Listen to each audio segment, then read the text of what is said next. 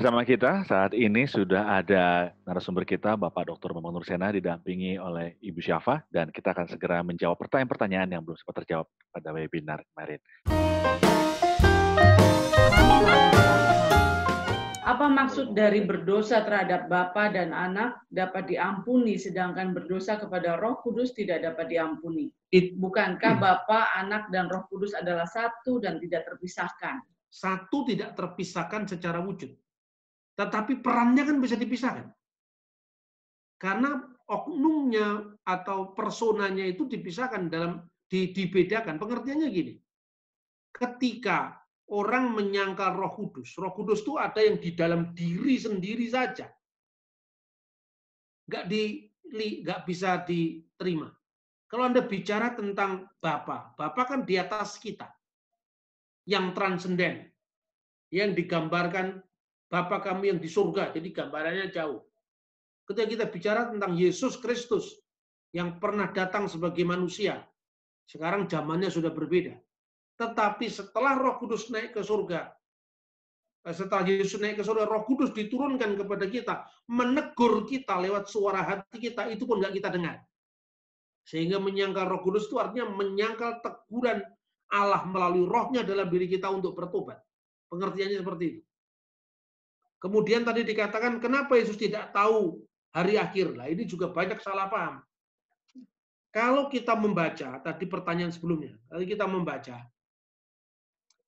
ketika kita bicara perumpamaan tentang perkawinan, itu kita bicara tentang perkawinan itu sesuatu yang kudus di mata Allah. Makanya ada ungkapan, dalam perkawinan Yahudi itu ada dua tahap. Yang pertama tahap pertunangan dan yang kedua tahap perkawinan. Pada tahap pertunangan itu sebetulnya yang terjadi beda dengan tunangan di kita. Tunangan di Yahudi pada zaman itu sudah mengikat secara hukum. Karena pembayaran mohar atau mas kawin itu saat tunangan, bukan saat perkawinan. Kemudian penandatanganan ketubot itu surat nikah, itu juga pada saat tunangan. Tapi penyematan cincin itu pada saat perkawinan, itu terbalik. Makanya Maria baru bertunangan dengan Yusuf, tapi mau menceraikannya karena sudah terikat secara hukum. Itu perkawinan Yahudi. Nah, pada saat pertunangan itu, ketika keluarga laki-laki datang ke keluarga perempuan, dia mengatakan, sudah dibayar mahar, ya sudah ditandatangani ketubah, kami akan pulang dulu untuk menyiapkan rumah bagi pengantin kami, pengantin perempuan. Lebih baik kalau saya pulang untuk menyiapkan tempat tinggal bagi pengantinku, karena di rumah ayahku ada banyak tempat, banyak lokasi. Kapan kamu akan kembali? Maka pengantin laki-laki dengan keluarganya mengatakan, anak laki-laki yang jadi pengantin tadi mengatakan, aku tidak tahu. Pengantar nikahku, susbenim, utusan nikah namanya susbenimku tidak tahu. Yang tahu hanya ayahku. Karena apa? Selama pengantin itu, sebelum dia berkumpul dengan keluarganya pada saat pembacaan 7 berkat perkawinan, penyematan cincin, saat itu dia masih tinggal sama bapaknya. Ketika dia sudah lepas dari bapaknya, dia benar-benar sudah dibacakan pernikahannya, sakramennya, 7 berkat nikahnya, saat itu baru menyatu. Makanya jarak antara pertunangan dan perkawinan biasanya bisa 1 tahun, 2 tahun. Gitu loh. Yesus memakai simbol perkawinan, mulai dari dia berbicara tentang janji kedatangan kembali. Di rumah Bapakku ada banyak tempat tinggal. Alangkah baiknya kalau aku pergi untuk menyediakan tempat bagimu. Itu di ritus perkawinan. Nah, orang Timur Tengah kuno itu kalau kawin kan dicarikan oleh pengantar nikah, perkawinan. Yaitu yang disebut susbenim. Susbenimnya Yesus itu Yohanes Pembaptis. Makanya Yohanes Pembaptis, sahabat pengantin laki-laki yang berdiri dekat dia, bersuka karena dia mendengar suara pengantin laki-laki. Dan sukacitaku sekarang menjadi penuh. Itu konteksnya apa? Konteksnya pada saat perkawinan itu sudah diresmikan. Maka sang perempuan berada di kanopinya.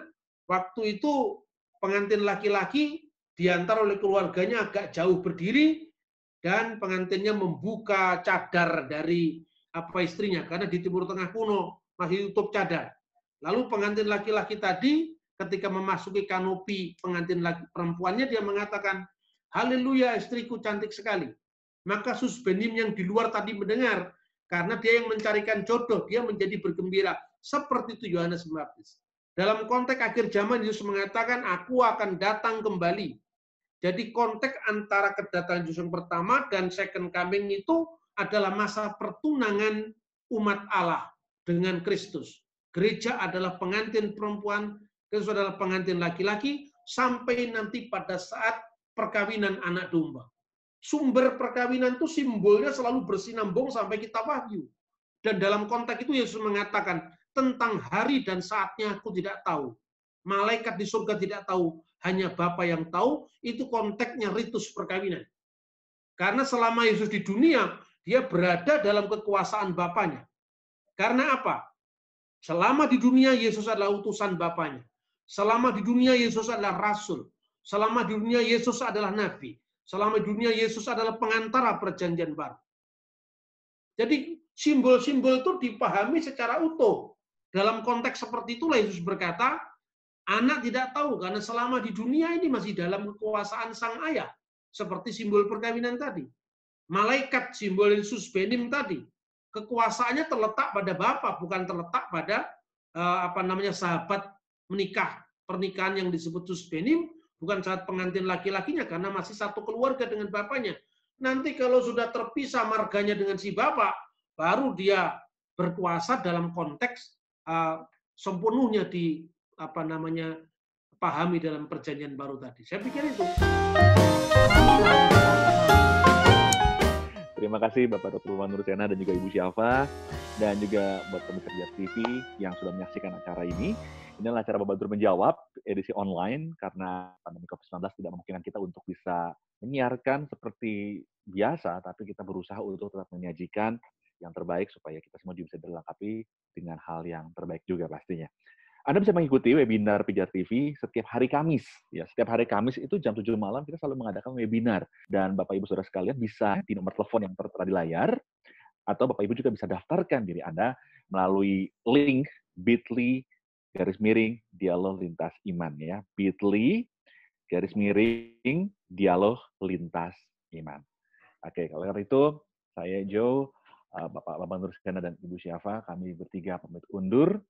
Dan kami selalu berharap bahwa apa yang disajikan melalui Bapak Nur Menjawab dan juga Pijar TV bisa memberkati kita semua. Tuhan